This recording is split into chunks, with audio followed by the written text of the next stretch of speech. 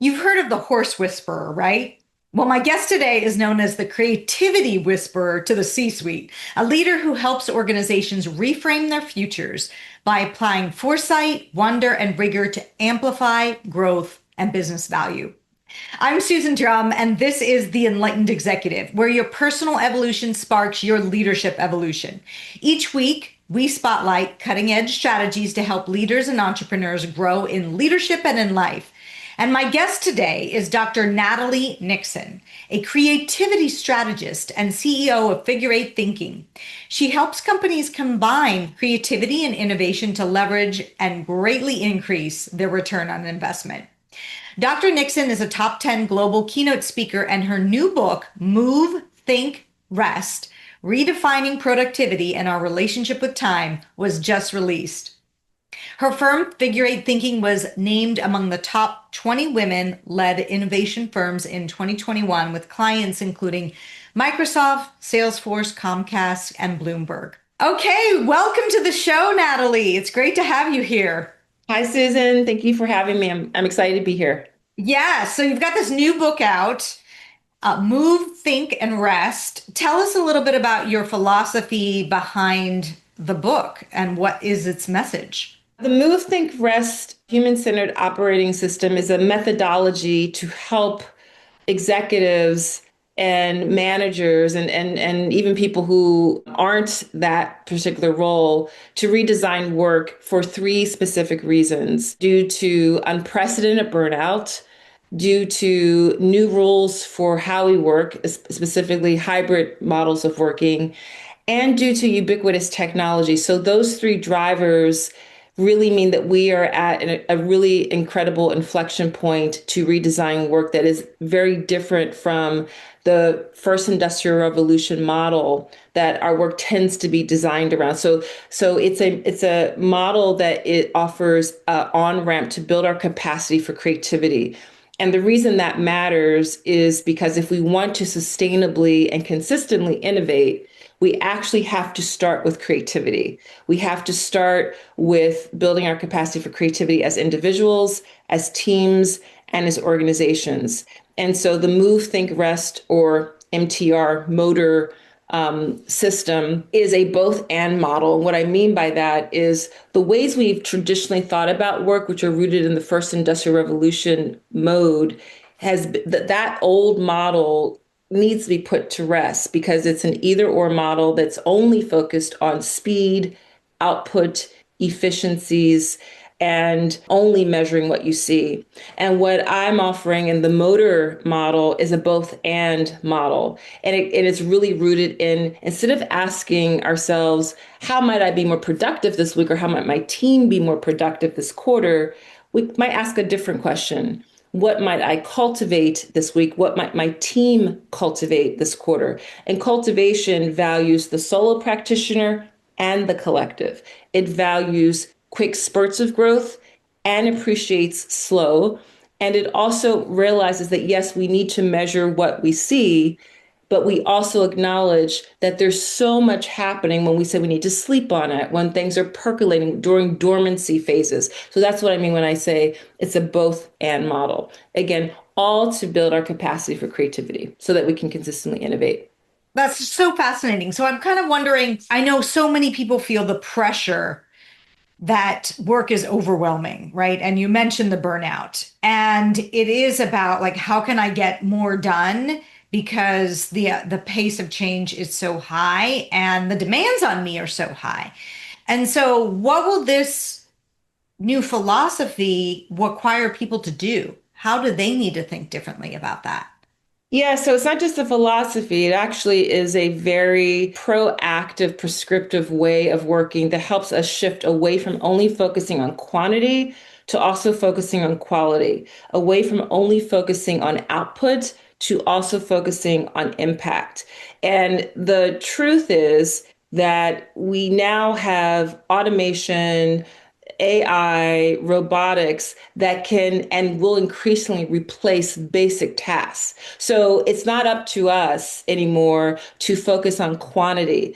It's up to us to level up that speed of answers and results that we get and leave time for the spaciousness, for critical thinking, for deeper collaboration, for the sort of conscious work that only humans can do. So those are the shifts that we need to be thinking about, and it's really an opportunity. Right now, there's a lot of overwhelm.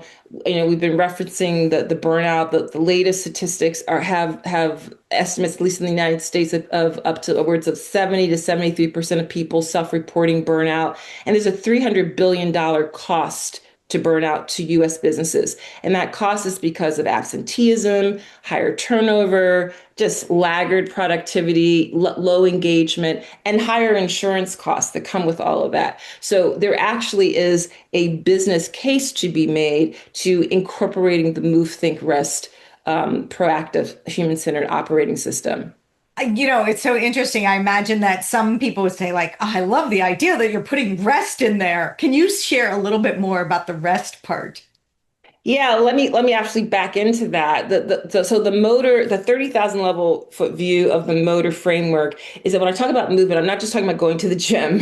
I'm talking about movement hygiene. So we are actually designed to move. The spinal cord is an extension of the brain, it's an extension of the medulla oblongata. And if we're hunched over our laptops, actually Dr. John Medina, who's written a great series of books called Brain Rules, he says that we actually shouldn't be sedentary for more than like 30 to 45 minutes maximum. The more we're hunched over this laptop or this computer, we are restricting blood flow to the brain, which actually means we are reducing oxygen to the brain, which means we're not doing our best thinking. So movement hygiene is what I mean by movement. Thought is about heightening our critical thinking and our cognitive, quick, analytical thinking by engaging in what I call backcasting and forecasting. So backcasting is the role of memory, reflection, metacognition. Why do I think the way I think about things? And this is not just for individuals, but for teams and organizations to be putting on these lenses as well. And then forecasting is all about dreaming. It's about inspiration. It's about curiosity. And we need to spend more time in those backcasting and forecasting modalities in order to do our best critical thinking. And then rest is about intermittent resting. It's about making sure that we design micro breaks into our day, that we have policies in our organizations that incentivize those breaks. And those breaks could be everything from, I interviewed almost 60 people for Move, Think, Rest. One of the people I interviewed is Brendan Boyle, who is a toy designer. He teaches a course on play at the Stanford D School. So I flew out to Stanford, interviewed him, sat on his class, and he talks about how play is engagement. So play is actually kind of the end all be all version of the motor movement because when we are at play, we're thinking very differently. We are resting and taking a break from that kind of intense neocortex sort of thinking. So that's the rest part. And we often can be movement. We can be not sedentary necessarily when we are at play.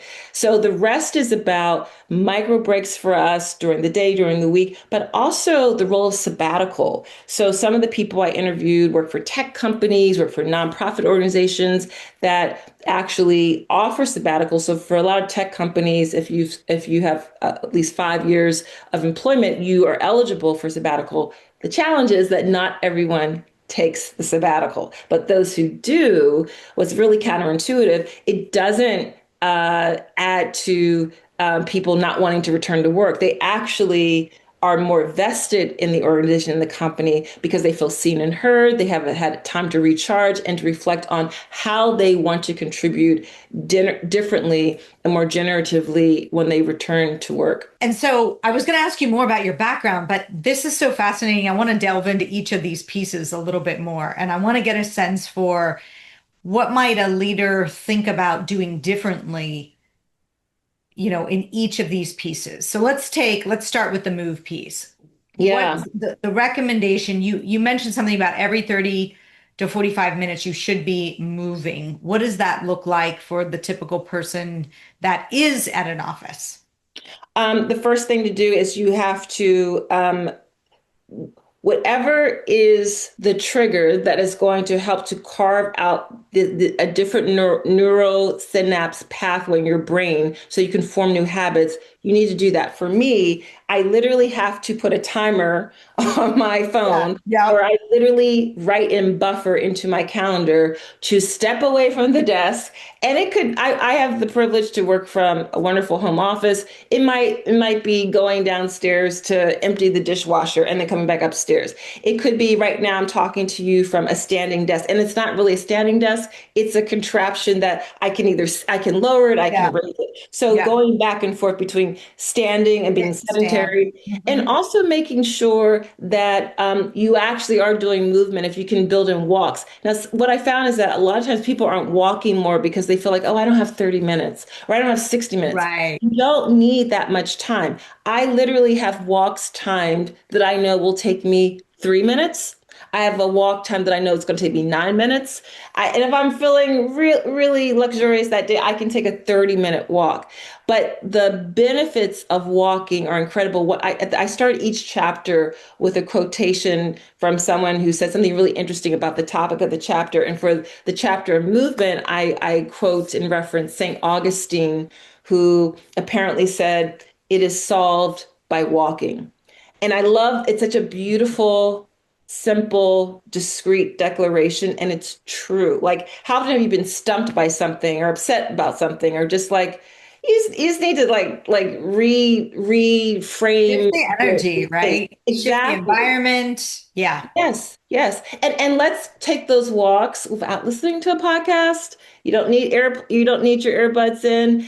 I've written about in other platforms, and I incorporated into this book that you're already seeing the blurred lines between the move and thought rest framework. It's not a first you move, then you think, then you Yeah. rest. Yeah. It's not siloed. So I was about to reference micro retreats, right? And one of the types of micro retreats you could take is a walking retreat, a listening sort of retreat, and going to a neighborhood or community that isn't your own in your city or your town, and just observing and walking. But you could do that in your own neighborhood. So it could be more orally oriented. So listening to the brakes of a car or birds or the sound of your own feet on the pavement.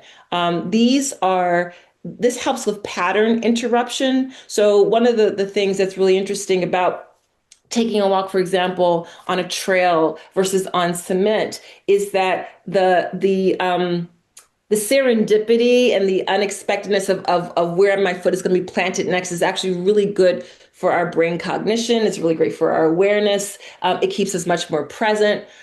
So all those sorts of things are things that we can actually do that won't consume tons of time, but have exponential value and results for helping our brain to synchronize ideas. I call those neural synapses in the other regions of the brain, the recesses of the brain that happen when our default mode network gets activated. So that's the default mode network in the brain gets activated when we tap out of the world, when we are in an engaging conversation, when we are reading a great book of fiction, when we have had a great rest and as we're waking up, when we've had a shower, we have those light bulb moments. That's not coincidental. We actually need to disengage on periodic bases so that our best thinking can happen. And I call that the juicy, sexy bits of productivity. That's actually where our best thinking comes. So those are a few examples of movement.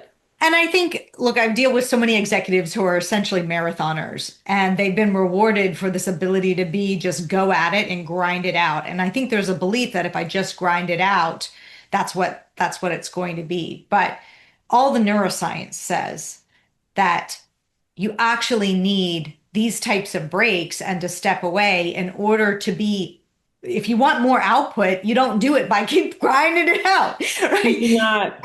And I remember exactly, yes, why I thought, gosh, you'd be so good on the podcast because everything we talk about is about pattern recognition and pattern disruption. So this is what we're really talking about here is deep-seated patterns that we've created over time of ways of working. That's And right. really shifting those requires also just these habits that have been ingrained when we have back-to-back meeting schedules and we don't have time to do this type of work. And there are simple things you can do. I mean, why did we become a slave to the 30-minute or 60-minute meeting? Yeah, Like, says who? Says who? Start booking, make all your meetings 50 minutes. You've got then 10 minutes, right? We've got to, first of all, biologically take care of things, That's right? right. But taking that time, or 30-minute meetings become 25-minute meetings. That's And right. I've seen a lot of success for leaders for doing that type of work. Is that Right. also the type of thing that you've seen be successful? Yes, I mean, one of the people I interviewed is the vice president at Atlassian, which is a 100% remote global organization, and they have started with the OG of organizational artifacts, which is the meeting, the almighty meeting. He Yes, said yes. so much about organizational culture based on when meetings happen, how long they happen, the cadence of the meetings, who gets to lead the meeting, how they are ordered, right? So, starting with meetings is a beautiful place to begin to launch what I call MVEs, minimal viable experiences, that help you to, as an organization, as a team, start to interrupt the patterns and challenge the assumptions about that we may have about what creates the best output of our greatest work. So talking to Annie Dean from Atlassian was really enlightening and informative. But the meeting is a really great place to start. The other part about you started, but just by referencing the executives you coach, they've kind of gotten oriented into the grind and pushing through and a lot of executives and leaders have been rewarded for what's the answer? I needed the answer yesterday, not falling in love with process. And the truth is that in our daily work, there's a lot of gray. And we have to educate increasingly in a way that's much more experiential in nature and that it helps learners to fall in love with the gray and with the process. And so as a result of that pushing through, what we don't talk about a lot, but which I delve a lot into in Move, Think, Rest, is the role of emotional recovery. For a lot of executive leadership coaches, they spend a lot of time talking about physical rest. The big time leaders, of course, are Yeah. going to the Mayo Clinic, and you need to make sure that your leaders and your executives are super healthy physically. That matters, right? We want to make sure that they cognitively they're sharp. It's the emotional dimension of how we show up as leaders that is often forsaken. And there's so much emotional labor, especially in uncertain times and economic uncertain times, when there's layoffs, when there's all sorts of nuances of bad news to deliver, to manage. How are you dealing with the emotional recovery as a leader? And the Move, Think, Rest, the motor framework really is an antidote to that kind of burnout. Well, ultimately, it's the emotional capacity where you start to see the patterns live. So, in the work that I think many leaders need to do is to notice the emotional patterns that they get into, whether they be patterns of frustration or anger or sadness or anxiety. And I think what people don't see is they're actually patterns. If I go back into their history, there is a pattern of responding in a certain way. Things are not fair. I'm not safe, right? It's these like underlying beliefs that keep creating that emotional pattern. And without the time to really reflect and step back and notice that that is there is really where I think the opportunity is for many leaders on this topic. I agree with you. That's the backcasting and the forecasting that I Yeah. discussed in Move, Think, Rest. It's essential to hit the pause button and think about the examples that you use of I feel scared, I don't feel safe, I feel anxious, I feel worried, I'm ruminating. These are not safe words to use if you're a leader. You're not allowed to say that out loud, right? Yeah. Yeah. But one way that I advise my clients about how to be more transparent in their leadership model to do that is to lead with curiosity. And the way to lead with curiosity is to start with self-inquiry. And that tends to be a safer way to dip into the pond of if you want to have a team that asks better questions, you have to model the ways that you are asking those questions and the way that you're starting to reflect on, that competitor that we said we would never work with again. I'm starting to think maybe what if we revisited that? I'm wondering if there's a way that we could explore a model of co-opetition, right? So being able to share that kind of inquiry does wonders for leaders to be more respected and more relatable and approachable. Yeah, I think showing the questions of themselves in addition to questioning their team. I mean, just simple things like how much time are you talking in a meeting versus asking your team questions in the meeting. I mean, a very simple thing you could start paying attention to, but Yes. so many times people think I'm the leader, so therefore I need to manage and I need to talk and I need to share vision and all of these things. Whereas the Yeah. most powerful leaders I see actually just sit there and ask questions or observe Yes. or encourage dialogue between Yes. team members, not them being sort of this hub and spoke. Um, okay, so what about tell us sort of the most important piece about think. What does a leader need to know about that piece? Well, I think we've kind of started touching on it. I think the backcasting and the forecasting, the grounding of being able to backcast, to engage in reflection, memory, metacognition, the value of forecasting, um, foresight is curiosity. And curiosity, we spent a lot of time, especially we saw a lot of things in the popular culture on LinkedIn and a lot of the business press about empathy and empathetic leadership. And empathetic leadership is essential, but the antecedent to empathy is curiosity. You cannot empathize with a soul if you cannot first frame a question and pause and wonder, well, why do they do it that way and not our way? How come? Why do they sit over there and not over here? Why? What if we try to do this in twice the amount of time? What if we stretch it out? What if we decrease the amount of time?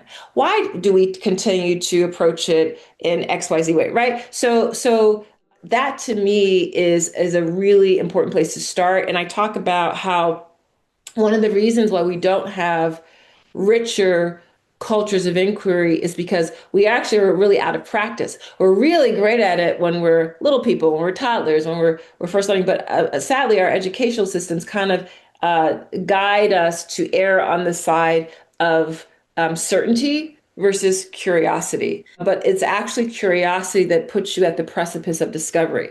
If you really want to be innovating, you have to check yourself when you begin to get super certain and secure that you have all the answers and that, well, we've always done it this way. And why should we change?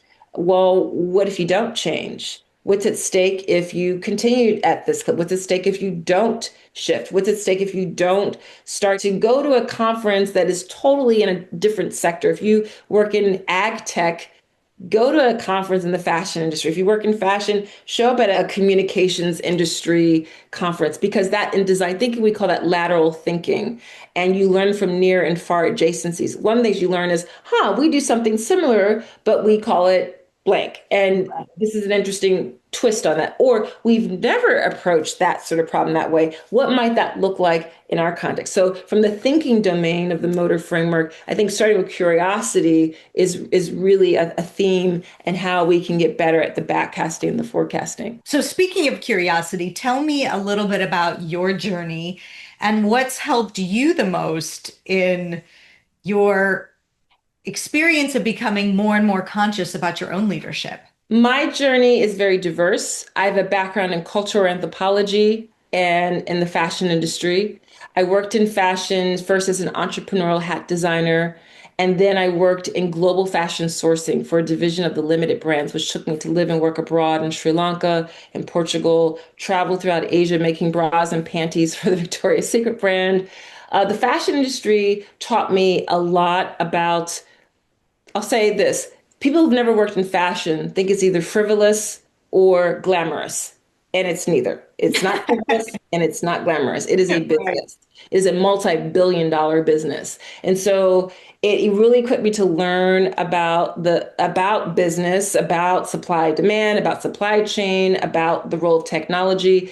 But the other thing that specifically working in fashion helped me to appreciate fashion is outstanding at integrating the value of beauty, desire, and aesthetics in building consumer confidence and consumer insight. And so there's a whole body of my work and my portfolio of work called fashion thinking and helping organizations outside of fashion understand how to think more like a fashion designer to innovate. Fashion also equipped me with the value of trends and foresight. Anthropology is the gift that keeps giving because with anthropology, I studied cultural anthropology. I learned how to ask questions. I learned how to be deeply observant, how to really engage later when I did my PhD in design management to grow as a qualitative researcher and to get those skills. I was a professor for 16 years. The first 10 years, I taught the business of fashion. And the last 6 years was at Thomas Jefferson University. I was the founding director of a strategic design MBA program. And so this was an MBA for hybrid thinkers. We call it the best of design school meets the best of business school. In the middle of that portion of my academic career, I gave a TEDx Philadelphia talk where I was proclaiming the future of work is jazz, and here's why and how. It was basically my doctoral research in plain English.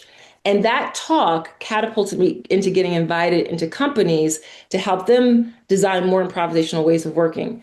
I was getting so many of those invitations that my husband, John, said, Babe, this is like a thing. You should formalize it. I was like, okay. So I created Figure Eight Thinking as a little side hustle. Woke up a year later and was I was having more fun with my side hustle and decided to leave academia after a wonderful 16-year career and have been building my business, Figure Eight Thinking, ever since. So I'm a creativity strategist. All of the work that I have done has converged into help me help my clients dream big.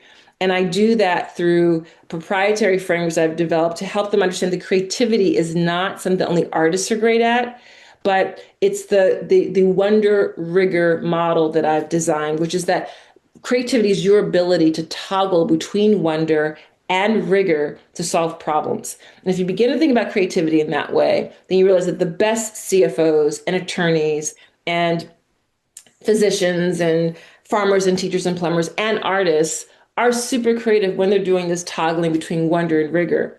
And for me as a leader, my greatest lessons have come from my mistakes. They've come from my own personal burnout moment. I was probably about 15 years into being an academic. It was my dream job. It was my passion project. I worked so hard to get to where I was, and I also was burning the candle from both ends. And so to reconcile with how I was feeling, reconcile how I was doing, getting comfortable with the ambiguity of not knowing what was next, learning to ask Yeah. for help. These are all of the tools that I guarded the courage to do and realize that I don't have all the answers. I don't need to know all the answers, but I better get good at asking questions, questions that help me to take the next step and then the next step. The other thing that I've learned as a leader is the value of being a bit more personable. And I definitely have fallen into the certainty trap. And a lot of times it comes from out of insecurity or how I fear that people will perceive me, that I have to be doubly prepared. I have to be all my I's dotted, all my T's crossed. I can't afford to mess up.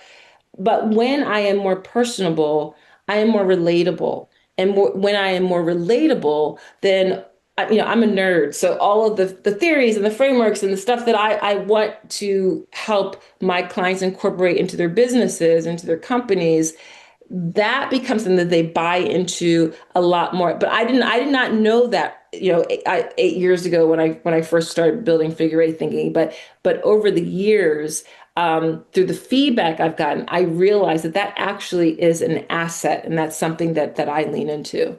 Yeah. Well, something that struck me about your career is this ability to uh, delve into different disciplines and find a way to bring it all together. And that's something that I think naturally curious people do. But you also made the leap when you needed to make the leap. And even not knowing what it is, just getting curious about it. I mean, I know from my own background, that's been, I went from law school to management consulting to marketing and business development to then getting a master's in acting, right? And so I didn't know how that was all going to play out in the work I do today, but I got really curious that there's something here and I couldn't see it at the time. And so the staying in wonder, staying in curiosity about, gosh, why is there's this strong pull here? There must be, and I didn't know how I was going to use the acting career, right? But yet it's all factored in so much into the work that we do today. So I love how you've tied that in, and your own life is a reflection of that. Yeah, I like to say that if you're 50% exhilarated and 50% terrified, you should leap. Because if you're 100% terrified, you'll have analysis paralysis. If you're 100% exhilarated, you're not going to be focused on the details. But that exhilaration keeps you optimistic and buoyant, and that terror keeps you rooted in making sure you do dot your I's and cross your T's to make that leap. But I also really have to credit my parents because when I was a sophomore in college, it's around the time to have to declare a major. And my parents sacrificed a lot for our education. I did not want to disappoint them. I want to make sure I got a good job at the end of a very expensive education. And I called home beating around the bush. This is in the 80s. So there was a parent. My mom was on the phone in the bedroom. My dad was on the phone in the kitchen. And I said, well, I guess there's economics I could study, even though I almost failed economics. And I guess maybe political science. I went to a liberal arts college. And they knew it, said, well, what are you interested in? So I kind of confessed, I love these courses in cultural anthropology. Oh my gosh, there's these Africana studies courses. They're so multidisciplinary. I can learn philosophy and econ in a different way. And almost at the same time, they said, that's what you should study. And I said, say what? Like that would be amazing. Is that And my okay? pop said, Natalie, if you study what you love, you will have to turn down opportunities because no one will have to tell you to stay later, get up earlier, work Yeah. harder. And this was a pretty radical piece of advice from two African American parents who were not looking to be able to hand over to me a trust fund when I hit a certain age, but for them to encourage me to follow my heart.